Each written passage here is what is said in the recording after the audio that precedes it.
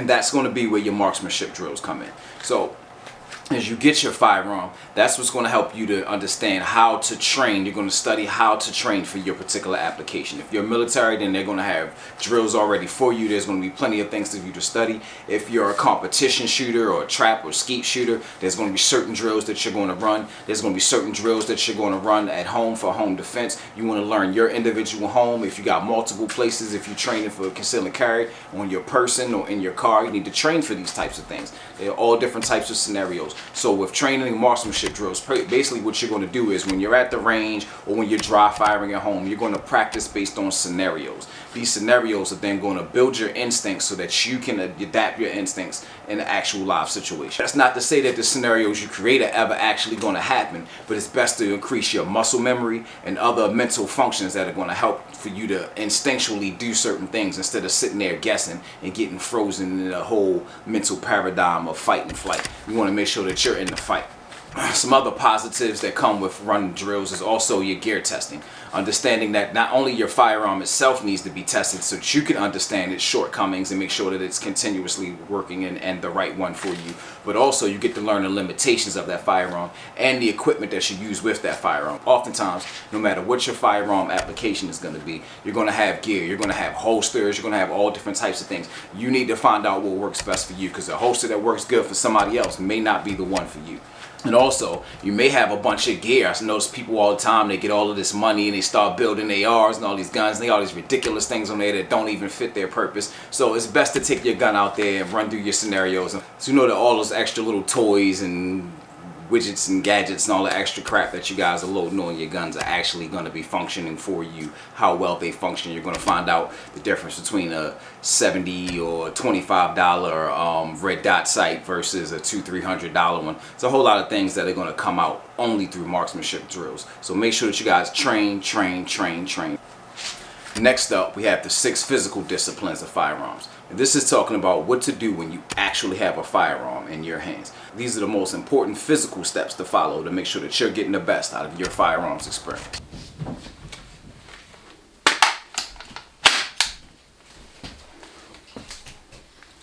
These principles will make you a better shooter, meaning hitting more targets on time, more times, regardless of application. Now, number 1 is steady position. Anytime you're firing a gun, you need to make sure that you're in a good, steady position. That's going to mean that you're able to control the gun. That's also dealing with recoil absorption and being able to reset, meaning after you fire a shot, how do you get back on target? So what reset essentially means is target acquisition. Having a good, steady position will allow you to reset, or basically to reacquire your target much faster. Your grip should always be a push with your shooting hand, pushing out. And whatever your non-shooting hand or your working hand is going to be pulling the firearm into you, whether it's a pistol, rifle, whatever. You always want to be push with one hand, pull back with the other. And that gives you a good firm grip. The second physical discipline is all about aim. And aim is all about eye movement. Basically, you're moving your eye through a series of objects that's going to bring about you hitting your target more and more often. That's what this is all about. So typically when you aim, you want to look at front sight, rear sight, target, come back to your front sight, then you shoot. Generally, you want to keep both eyes open. Now, if you're in a sports competition, Olympic shooter, or hunting, it's okay to shoot and practice with one eye closed. But if you're in something a little bit more high speed or defensive, you got to factor in, and we'll get into this a little bit later, but that your heart rate's going to be up, your adrenaline's pumping in the conceal and carry situation, in the military situation, or a law enforcement situation. And it's not going to be very likely that you're actually going to be able to squint one eye or even think to. So make sure that you're training yourself when you aim to shoot with both eyes open. Physical discipline number 3, breath control. This is all about controlling movement. As you breathe in and out, your abdomen and arms are going to rise. So just because you're locked in one position, you start taking deep breaths, just like we just talked about with aiming. When you're in these high-speed situations, or even just nervous, if you're a sports competitor or hunter, you could just be nervous or cold or hot or whatever it is. With your abdomen and your upper body moving up and down, it could throw off your shot. So what you want to do is really make sure that you control your breath. And this becomes especially important when you're dealing with longer range shots, because what is inches here where you're standing at and firing from is going to be feet and yards the further you get out. Physical discipline number 4, trigger squeeze. So while you're breathing in, you want to put a slight pressure on the trigger. So you're aiming, you got your steady position, you're aiming, you got your breath control. Right before you squeeze that trigger, you always want to have a little bit of slight pressure. So you need to learn your trigger. This is part of running your drills and practicing, because every gun doesn't just pull the second you pull the trigger. You put a little bit of pressure on it. And what you want to do is make sure that you're using the meat of your finger, not too much of the tip, not too far in, because you'll either pull your shot off or throw your shot off. So you want to make sure you're using the good even part of your finger. You want to make sure that you're putting a slight pressure on the trigger before you pull it to shoot. So that way, when you do actually pull, you're not throwing yourself off a target too much. You don't want to be jerking the trigger.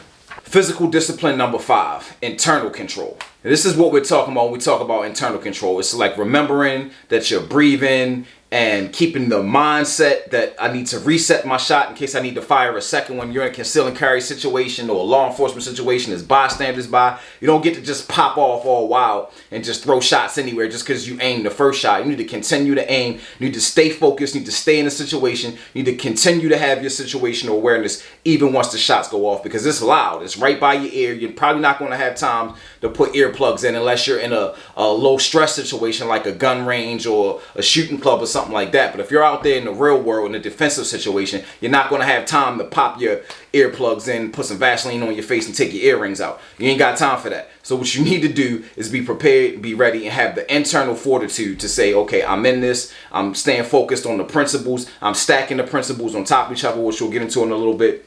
But you want to understand that these are high stress situations. Adrenaline's pumping. You want to try to keep your heart rate down, and you want to try to make sure that you rest your arms.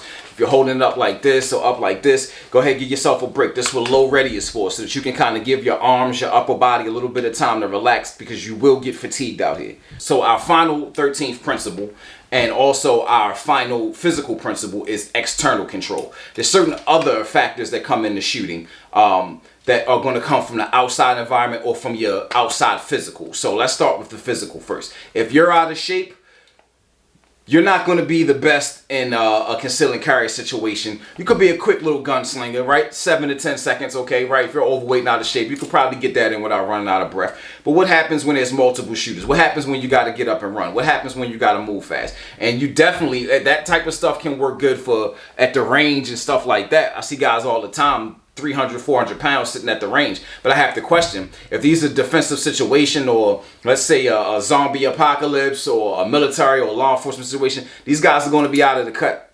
These guys are not going to make the cut, because at the end of the day, you have to be physically fit. But seriously, now when you're talking about the heights of warriorhood, these high stress type of situations, military, law enforcement, private security situations, sometimes you're out in the desert, sometimes you're out in the cold. It could be the cold winds of Chicago while you're on a security shift, or it could be the hot Iraqi desert. No matter what it is, you got to understand that shooting not just going to affect you. The shooting environment is not going to just affect you, but it is also going to affect the equipment that you carry. So that's another part of you testing, running drills on your guns, on your equipment, all of your weapons, making sure that not only can you handle certain situations, but so can your equipment. Some guns don't work in the cold. Some guns do. Some guns can't take dust, wind. Every gun can't take all the elements. So what you need to do is make sure that you're practicing with your application for your purpose with your equipment, and make sure that you're testing different calibers and figure out what works exactly for you. But there are plenty of things in the external world that are going to be able to affect. When you start talking about long range sniper shooting and hunting out in deserts or hot climates where the ground is swelling up and you can't even see clearly, and you got to factor in all these different things like parallax and a whole bunch of different things that we'll get into throughout the season that are going to be major factors for you when you're outdoors trying to shoot. And so we'll get into the science of all of that. This completes the 13 Iron Zulu disciplines of firearms. These 13 disciplines should be maintained and implemented subsequently, meaning prior to you shooting, while you're shooting, and after you're shooting. Now, overall, mastery of the 13 disciplines, meaning knowing which one of the disciplines to apply and when to apply it. And remember, everybody can't be great at hitting targets, but everybody can be great at firearm safety. Ultimately, it's up to you to be safe and make guns work in your favor. So I hope you guys will do your homework, study on your own, and get plenty of practice. So when you're out there repping Iron Zulu Gun Club and Under the Scope, you're repping it right, my friend.